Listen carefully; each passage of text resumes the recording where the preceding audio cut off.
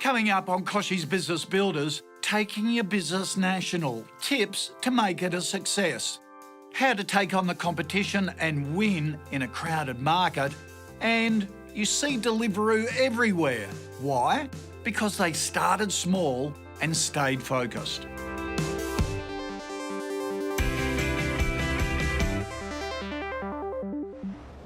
Hello, welcome to Kochie's Business Builders.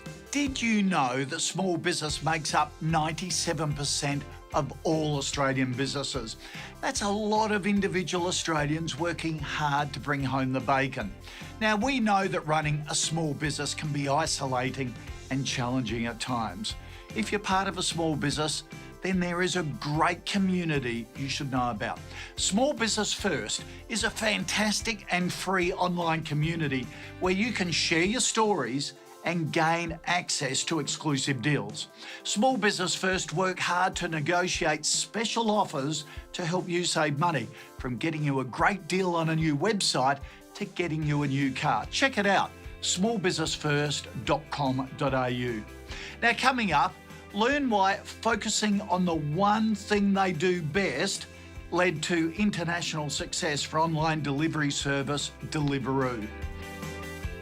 Up next though, we sent in small business expert Michelle Francis from Australia Post to help an on-demand Melbourne gift service. With aspirations to grow interstate and internationally, Lovely needs help on making sure they can build the best delivery service possible.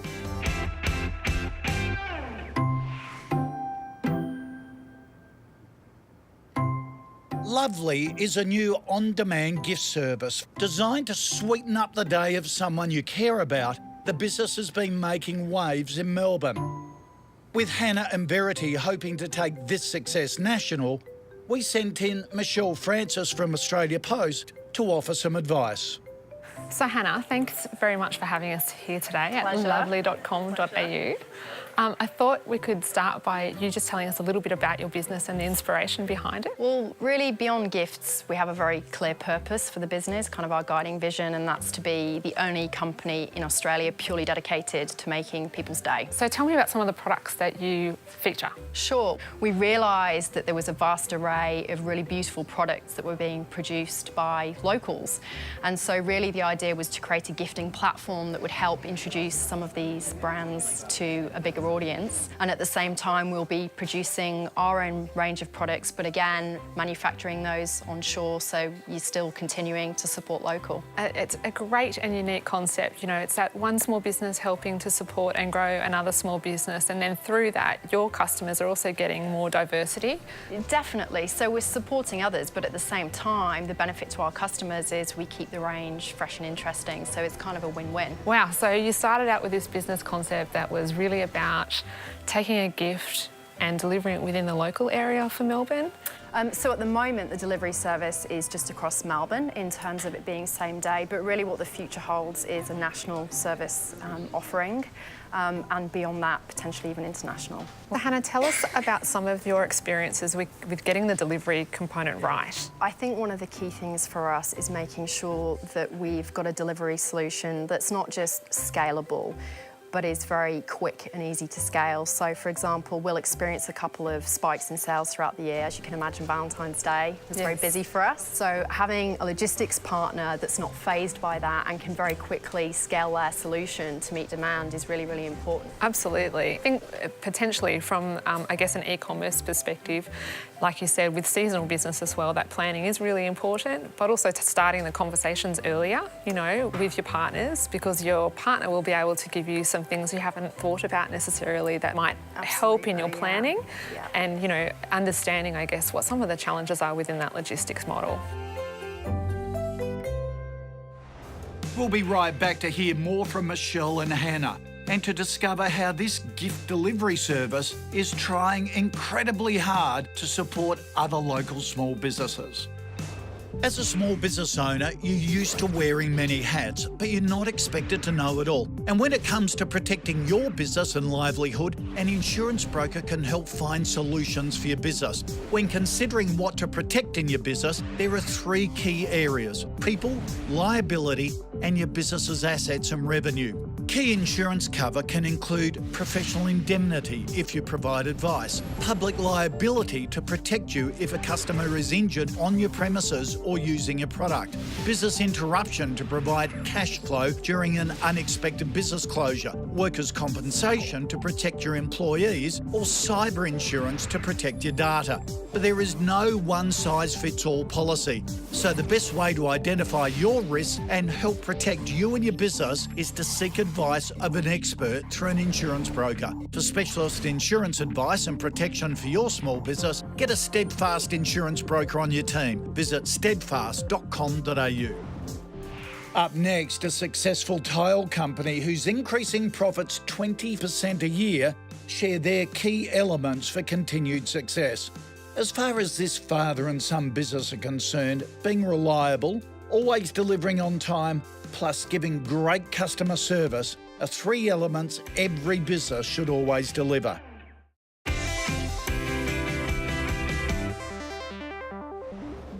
With 400 staff and 40 design centres, Nick Walker is running the father and son business National Tiles after taking over from his dad a couple of years ago.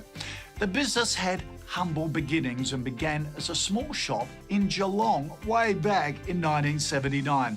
Today, they're growing at 25% a year. It's such a competitive market. So let's find out how they've done it and get some great tips we can all use. National Tiles has been going for nearly 37 years now. We've got 400 passionate staff that work for us across 40 design centres. We import over 3 million metres per year. We supply retail, we supply builders, we supply architects, we supply designers, and we deal with developers. Basically, National Tiles is a business. If you need tiles, we're the people to come to. National Tiles started back in 1979 by my father, Frank. He left his family business and went out on his own. It was a small store in Geelong. Mum and Dad used to sell tiles downstairs and we lived above the store, so it was pretty humble beginnings. Working with my father can be challenging, father and son relationships, but we have a common respect for each other and we work really well together. For the last 4 or 5 years, he's let me run the business, so he's given me a lot of autonomy, a lot of scope, and we're just a great team together. In the last 35 years, we've seen some incredible growth, especially in the last 5 years, where we've been growing at nearly 20% per annum. So effectively, we're doubling the business every 3 to 4 years. We've maintained our growth by investing back in the business, especially around people. People's been a big part, especially the last 4 or 5 years, getting the right talent into the business and retaining those people and looking after them and making sure they've got an opportunity to grow within the business. The secret to a strong brand, in my opinion, is knowing your customer, knowing your business, having a good value proposition, so price or service or design, and sticking to what you're good at and being truthful to that. It's a competitive landscape. We've got lots of competition. There's some big box retailers. Also, it's a cottage industry with a lot of mum and dad operators, so it's very competitive. Margins are tight, and you need to stand out of the crowd. And I think we do that by understanding our customer, by giving really good advice, good service, and certainly looking after them. Oh, we had our challenges. I think back in the 90s, they were pretty tough times during the recession and then the GFC. Also, when we moved into new states, we moved to Queensland, especially, that was tough for us, but we addressed those by putting the right people in the right place. And for us, it's all about making sure that you use your people to go into new territories. Well, we've had lots of valuable partners. Certainly our suppliers overseas have really been helpful over the years and they're key to our success and we hold them in high regard. Locally here, the NAB has been awesome. Every step of the way they've been there to help us. They look over our plans and certainly they encourage us to grow like we've been growing, which has been great. And certainly our customers. Without our customers and our tilers, people come into our stores every week, we couldn't have the business we have today without those. So our customers are key to us. Innovation to us is critical. Every day we're talking about innovating at our executive meetings and our board meetings on ways to innovate, what companies are doing overseas well, what's working. We certainly invest a lot there. We have a mentality that you need to, if you don't change, you die. So here we're always looking at ways to bring in product faster, look after our customers quicker and deliver an exceptional result. I think advice to other retailers is look after your people, understand your customer, have a good plan and trust your gut, because 9 out of 10 times your gut feels correct. I couldn't imagine doing anything else. I think tiles are under my fingernails. I think if they were good enough to eat, I'd eat one. So I'm not sure what I'd do. This is my only job I've ever had. I love it, and yeah, it's awesome. The vision in the early days was to build the best tile business we could in Australia, and to turn our customers' dreams into reality. Really, from now, our vision is to build the best tile company in the world. So we're staying true to that early vision, but we've just changed that from Australia to the world, which is pretty cool. Coming up, Michelle advises Hannah on how she can expand her business across Australia and beyond. Getting and giving a smile on delivery is their goal. Plus, Levi Aron from Deliveroo on why starting small can lead to big things for your business.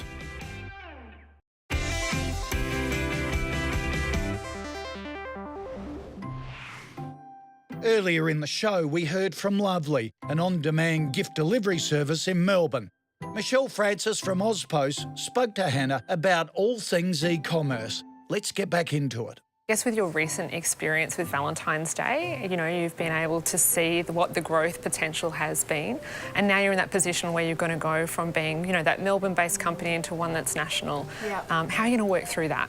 Making sure you maintain that level of customer service as you scale is obviously a key priority. I think in any e-commerce business, the delivery is always a critical part of the experience. But I think for us, because we're a gift delivery company, there's so much more emphasis on that final exchange. That last mile is really, really important for us, and having a partner that can really live and breathe the lovely values is absolutely key. Yeah. Talk about the importance of having the last mile being really essential for your business, and making sure that your customer is getting the smile at delivery and the trusted brand to do that delivery. And you know, to me, that customer's joy is part of what, you know, you value, and I guess will return business for you.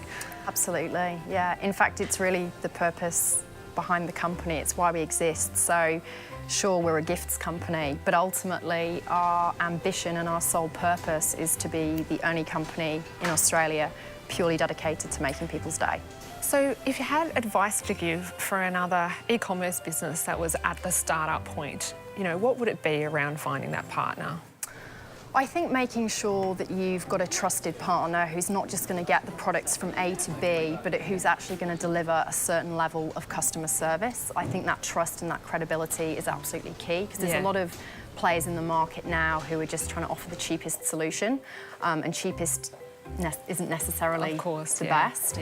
But I think also making sure that they're not just trusted, but they can scale, because as you're growing as a business, what's absolutely critical is whatever you're delivering, you can then start to deliver at scale once the demand is there. Yeah, of course. And ultimately, they're the experts in logistics, we're not. So you really need somebody that you can lean on. Yeah, absolutely. So you're obviously ready to grow your business nationally. Yeah. I guess following on from that, potentially there's the opportunity to grow your business internationally. Absolutely. And so you know that Australia Post has the networks internationally to help you whenever you're ready. Thank you. What terrific tips from Michelle, who said it's essential for all of us to support other small businesses. And Hannah, who said using quality products and the best delivery service is the key for a happy customer experience.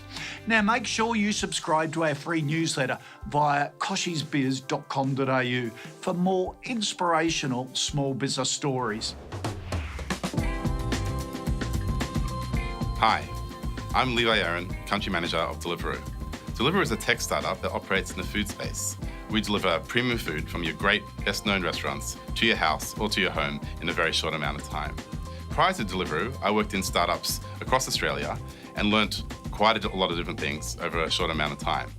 Number one was focus. Focus on what you do. Focus on the startup that you have in front of you. Don't get distracted by everything that's around you. You can easily start chasing different revenue streams, different options that you want to do, how big your business can be. Really focus and obsess over that one thing that you do well, and you will succeed. The second point that I learned very quickly was start very small. Don't try and go too big too quick. People think that Deliveroo is global. It's over 12 countries, and it happened overnight. Oh, that's not the case. It's been around for 4 years. In the first 9 months, our founder, Will Shu, spent 9 months on a bike learning what delivery was all about. It's this type of starting small that will help you grow very, very big in a short amount of time. Good luck. Ask Kochie is coming up soon, where I answer your next burning business question. Don't forget to send your video question through kochiesbusinessbuilders.com.au. We love hearing about every aspect of your small business, so sign up for our free newsletter and keep in touch.